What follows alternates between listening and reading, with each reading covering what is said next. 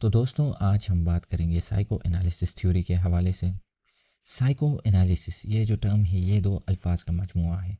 Psycho سے مراد ذہن ہے، عقل ہے، مائنڈ ہے، اور انالیسس جو ہے ایک ترتیب کو کہا جاتا ہے، ایک پروسیس کو کہا جاتا ہے جس کے تھرو ہم مشکل چیز کو سمجھنے کے لیے اسے پارٹس میں ڈیوائڈ کرتے ہیں، پھر ہر ایک پارٹ کو ڈیپلی انڈرسٹینڈ کرنے کی کوشش کرتے ہیں، اور پھر ان پارٹس کو ہم آپس میں جوڑتے ہیں اور دیکھتے ہیں کہ ان کے آپس میں کیا ریلیشن شپ پائی جاتی ہے۔ تو اس طرح اگر ہم ایک مشکل چیز کو آسان طریقے سے سمجھیں گے، at that time we call the whole process as analysis. اب انسانی دماغ کو اس پروسیس کے تھرو اگر ہم جانیں گے تو اسے سائیکو انالیسس کہا جاتا ہے۔ دیکھیں، ہم سب اگر نوٹس کریں گے تو ہر انسان ایک دوسرے سے کافی حد تک مختلف ہے، یعنی ہم سب کے اندر کوئی نہ کوئی کنٹراسٹنگ ایلیمنٹ ضرور پائی جاتی ہے۔ یعنی اگر آپ دیکھیں گے اپنی فیملی ممبرس میں ہی، اپنے فرینڈ سرکل میں، یا پھر کوئی انجان ہی کیوں نہ ہو، آپ غور کریں گے تو آپ دیکھیں گے کہ کچھ لوگ ایسے ہوں گے جو اپنے خیالات کا برملا اظہار کرتے ہیں اور کچھ نہیں کر سکتے یہ سب۔ کچھ لوگ جو ہیں وہ بہت زیادہ بولنا پسند کرتے ہیں اور کچھ خاموش ایک سائٹ پہ بیٹھ کر سننا۔ تو اس حساب سے اگر آپ دیکھیں گے تو ہر ایک میں ایک ویرائٹی پائی جاتی ہے، یعنی ان کے خیالات، ان کے رویے اور ان کا طرز عمل کافی ڈیفرنٹ ہے ایک دوسرے سے۔ تو آخر کار یہ سب ویرائٹیز ہم انسانوں میں ہی کیوں پائی جاتی ہیں؟ اس سوال کا جواب سگمنڈ فرائڈ نے دیا ہے۔ فرائڈ کا ماننا تھا کہ یہ سب ویرائٹیز ہمارے پرسنالٹی کی وجہ سے ہوتے ہیں۔ پرسنالٹی سے مراد وہ سارے مخصوص خصوصیات یعنی ڈسٹنکٹ کیریکٹرسٹکس جو ہمارے اندر پائے جاتے ہیں، جن کے تھرو ہم اس دنیا سے اور یہاں کے لوگوں سے کانسٹنٹلی انٹریکٹ کرتے ہیں۔ اب یہ پرسنالٹی جو ہے یہ وقت کے ساتھ بدلتی رہتی ہے جیسے جیسے ہم آگے بڑھتے ہیں زندگی میں۔ تو خیر، اسے ہم ڈیٹیل میں انالائز کریں گے، اس کے اندر ہر ایک عوامل کو، ہر ایک ایلیمنٹ کو ہم ڈیٹیل میں ڈسکس کریں گے۔ بٹ بیفور دیٹ تھوڑی سی بات تاریخی پس منظر پر بھی کرتے ہیں۔ دیکھیں، قدیم زمانے کے جو فلاسفرز تھے یا پھر ریلیجنس تھے، انہوں نے انسانی ذہن اور روح کو سمجھنے کی بھرپور کوششیں کی۔ انہوں نے ذہنی سکون اور پرسنالٹی کو بہتر بنانے کی بہت سی تجویزیں پیش کی۔ میڈیٹیشن جسے اسٹوئکس اور بدھسٹ وغیرہ یوز کرتے تھے، لیکن مسئلہ تھا کہ وہ لوگ ذہن اور روح کو دو الگ الگ اینٹیٹیز مانتے تھے۔ روح جو ہے یہ آپ کو پتہ ہے کہ نان سائنٹیفک ہے، ان آبزرویبل چیز کا نام ہے، تو اس حساب سے یہ قیاس آرائی کے طور پر لوگوں کو فیڈ کی جاتی تھی۔ ایرسٹوٹل کا ماننا تھا کہ جو بھی وائٹل پروسیسز ہیں، یعنی وائٹل پروسیسز سے مراد وہ عمل جو زندگی کے لیے ضروری ہیں، یعنی میٹابولزم ہے، ڈائجیشن ہے، بلڈ سرکولیشن ہے، ریسپائریشن وغیرہ، یہ سب جو عوامل ہیں، ان کو اکارڈنگ ٹو ایرسٹوٹل ہم کبھی بھی مکمل طور پر نہیں جان سکتے، کیونکہ یہ ٹرانسینڈنٹل ہے، ہمارے سمجھ سے بالاتر ہیں۔ تو انسانی سوچ کے حوالے سے، انسانی ذہن کو سمجھنے کے حوالے سے یہ تھے آئیڈیاز بیفور فرائڈ۔ اب آتے ہیں فرائڈ پر۔ Freud during his university years ایک ریسرچ لیب میں کام کرنا شروع کر دیتا ہے۔ جس ریسرچ لیب میں وہ کام کر رہا تھا، وہاں پہ بورکھے اور اس کے کو ورکرز، یہ بورکھے جو ہے اس کا فرائڈ کی زندگی پر بہت بڑا اثر ہے۔ دیکھیں، بورکھے جو تھا وہ اپنے کو ورکرز کے ساتھ ایک ریسرچ کنڈکٹ کر رہا تھا۔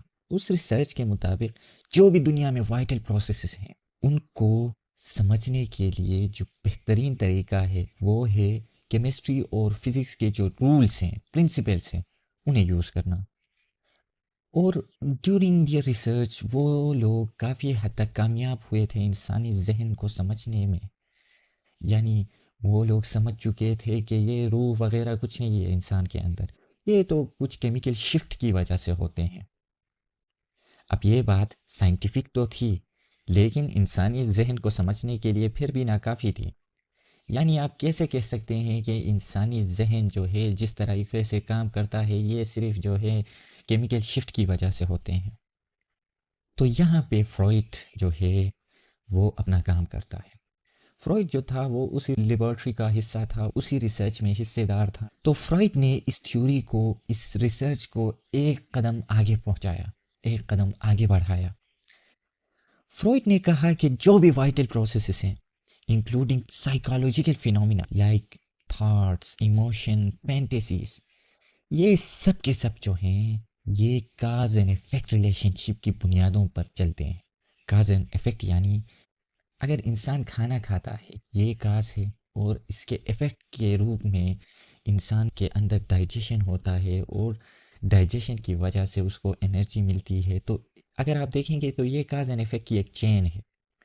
तो इसी हिसाब से फ्रॉइड ने कहा कि साइकोलॉजी जो थॉट्स हैं, इमोशंस हैं, फैंटेसीज है, ख्वाबाना है, इंसान के अंदर जो हिस्ट्री मिर्गी वगैरह के जो भी दौरे वगैरह हैं ये सब काज एंड इफेक्ट रिलेशनशिप की बुनियाद पर होते हैं। तो इस रिसर्च के बाद फ्रॉइड ने ह्यूमन जो साइकी है उसे 3 बड़े हिस्सों में डाइसेक्ट किया, डिवाइड किया। एक कॉन्शियस, दूसरा है प्री कॉन्शियस और तीसरा है अनकॉन्शियस। सिगमंड फ्रॉइड के मुताबिक जो कॉन्शियस माइंड है वो जहन का वो हिस्सा है जिससे हम इर्द गिर्द की चीज़ों, ख्यालात और एहसासात को जानते हैं और इनके बारे में सोचते हैं। ये वो ज़हनी हालत है जिसमें हम बेदार होते हैं और जो कुछ भी हो रहा है इसे समझ सकते हैं और इस पर रद्द अमल देते हैं। मिसाल के तौर पर जब हम किसी से बात कर रहे होते हैं या कोई काम कर रहे होते हैं तो ये हमारी शऊरी जहन का काम होता है, ये हमारे कॉन्शियस माइंड का काम होता है। दूसरा है pre conscious. Pre conscious conscious और अनकॉन्शियस के दरमियान का हालत है, यानी ये दिमाग का वो हिस्सा है जहाँ वो ख्यालात और यादें मौजूद होती हैं जिन्हें हम इस वक्त तो नहीं सोच रहे होते लेकिन जब चाहे आसानी से याद कर सकते हैं। जैसे अगर आपसे कोई पूछे कि आपका बचपन का सबसे अच्छा दोस्त कौन था तो ये बात फ़ौरन आपके जहन में आ सकती है। ये मालूमात आपके शऊर में तो नहीं होती लेकिन आप इन्हें जब चाहे सोच सकते हैं, जब चाहे थोड़ा सा जहन पे एफर्ट डाल के आप उन्हें अपने कॉन्शियस स्टेट तक ले आ सकते हैं। अब तीसरा जो पार्ट ऑफ माइंड है वो हमारे पास है अनकॉन्शियस माइंड। अनकॉन्शियस माइंड जो है इसे फ्रॉइड ने 90% ऑफ द ब्रेन कहा है, यानी 90% ऑफ द माइंड यही है, यहीं पर स्टोर है, इससे काम लेता है 90%। इसे अगर हम सादा अल्फाज में समझने की कोशिश करें तो ये दिमाग का वो हिस्सा है जहाँ हमारी गहरी यादें, ख्वाहिशात और जज्बात छुपे होते हैं जिनके बारे में हम खुद भी नहीं जानते या सोचते। ये वो ख्यालात हैं जो हमारे कॉन्शियस माइंड में नहीं आते लेकिन फिर भी हमारे रवैये, जज्बात और फैसलों पर असर डालते हैं। मिसाल के तौर पर अगर कोई बचपन में कोई खौफ या कोई तकलीफ देह तजुर्बा हो और हम उसे भूल जाएं तो वो अनकॉन्शियस माइंड में चला जाता है। हम उसे याद नहीं कर रहे होते लेकिन वो हमारे अमल पर असरअंदाज हो सकता है, जैसे हमें किसी चीज़ से अनजाने में डर लगने लगे। अब चूंकि हम लोगों ने कॉन्शियस, अनकॉन्शियस और प्री कॉन्शियस के बारे में बेसिक अंडरस्टैंडिंग हासिल कर ली है तो अब बढ़ते हैं फ्रॉइड की एक और अहम नज़रिए की तरफ जो हमारी पर्सनैलिटी के मुख्तलिफ़ पहलुओं को बयां करता है। ये जो नज़रिया है ये 3 हिस्सों पर मुश्तमिल है, इट, ईगो और सुपर ईगो। ये तीनों पर्सनैलिटी की बुनियादी अज्जा हैं, बुनियादी एलिमेंट्स है जो हमारी साइकोलॉजी के मुख्तलिफ़ हिस्से बयां करते हैं कि हम कैसे अपने ख्वाहिशात, समाजी उसूल और अखलाकियात को समझकर अमल करते हैं। जैसे जहन की मुख्तलिफ़ हालतें हमारे ख्यालात और यादों पर असर डालती हैं, इसी तरह ये 3 एलिमेंट्स हमारे रवैये, फ़ैसलों और अंदरूनी जो कन्फ्लिक्ट्स हैं उनको तश्कील देते हैं। सबसे पहले हम बात करेंगे ईट के बारे में। ईट जो है ये बचपन से ही हम सब के अंदर होता है, यानी ये हमारे इंस्टिंक्ट को कहा जाता है, हमारे इम्पल्सिस को कहा जाता है। इंस्टिंक्ट और इम्पल्स ये दो बहुत ही ज़रूरी है समझने के लिए। इंस्टिंक्ट से मुराद फितरत है, यानी नेचर जो हर जानदार में कुदरती तौर पर पाया जाता है। ये बग़ैर सीखे, बग़ैर एक्सपीरियंस करे हम सब में मौजूद होती है और ज़िंदगी को बरकरार रखने के बुनियादी कामों से वाबस्ता होते हैं, यानी भूख, प्यास वगैरह ये इंस्टिंक्ट में आते हैं। अगर आप एक बच्चे को देखें जो अभी अभी पैदा हुआ है, वो अपनी माँ का दूध डायरेक्ट ही पीने लगता है, तो उसे कोई आके ये नहीं सिखाता कि आपको इस तरह से दूध पीना है। तो ऐसी चीज़ें जो कुदरत ने हमें बख्शी हैं वो इंस्टिंक्ट है। और दूसरा वर्ड है इम्पल्स। इम्पल्स से मुराद وقتی یا فوری خواہش ہوتی ہے جو انسان کے انکانشیس مائنڈ سے ابھرتی ہے اور یہ فوری تسکین چاہتی ہے. یہ پلیئر پرنسپل پہ چلتی ہے. یہ جو ہے امپلسز، جو ہیومن امپلسز ہیں، یہ بہت ہی غیر متوقع ہوتی ہیں اور بہت ہی انٹینس یعنی شدید ہوتے ہیں. یہ یوں ہی نہیں آتے بلکہ انکانشیس میں موجود جذبات اور خواہشات پر مبنی ہوتے ہیں. یعنی اگر آپ غصہ ہو جائیں گے تو آپ انٹینشنلی آپ چاہیں گے کہ جس بندے پہ آپ غصہ ہیں آپ اس کو تکلیف پہنچائیں. اور اسی طرح اگر آپ دیکھیں گے تو اچانک بیٹھے ہوئے رات کو آپ کو کچھ کھانے کا من کرے گا، آپ کو کچھ پینے کا من کرے گا، تو اٹ بنیادی طور پر انسٹنکٹ اور امپلس پر مشتمل ہوتا ہے. اب بات کرتے ہیں ایگو کے بارے میں. ایگو کا بنیادی کام ریئلٹی پرنسپل پر عمل کرتے ہوئے ہمارے خواہشات اور معاشرتی اصولوں کے درمیان توازن قائم کرنا ہوتا ہے. یہ شخصیت کا وہ حصہ ہے جو اِڈ کی فوری خواہشات کو روک کر حقیقت کے مطابق فیصلہ کرتا ہے، جبکہ سپر ایگو اخلاقی معیار کو بھی مد نظر رکھتا ہے. ایگو اس بات کا فیصلہ کرتا ہے کہ کون سی خواہشات کو کیسے پورا کیا جائے تاکہ فرد کو گلٹ یا امبیرسمنٹ کا سامنا کرنا نہ پڑے. یہ عمل کانشیس مائنڈ میں ہوتا ہے، لیکن ایگو کا کچھ حصہ سب کانشیس اور انکانشیس میں بھی کام کرتا ہے، جہاں یہ پوشیدہ خواہشات اور خوف کو مینیج کرتا ہے. تو اسے ایک میڈیٹر کے طور پر مانا جاتا ہے between super ego and it.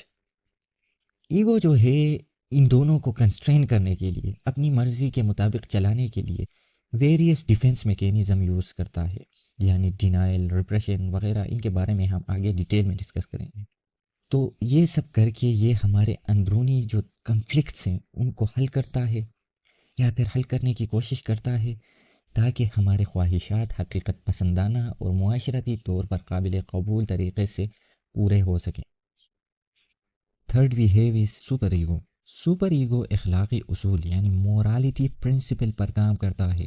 یہ ہمیں فیصلہ کرنے میں مدد دیتا ہے کہ کون سا عمل صحیح ہے اور کون سا غلط.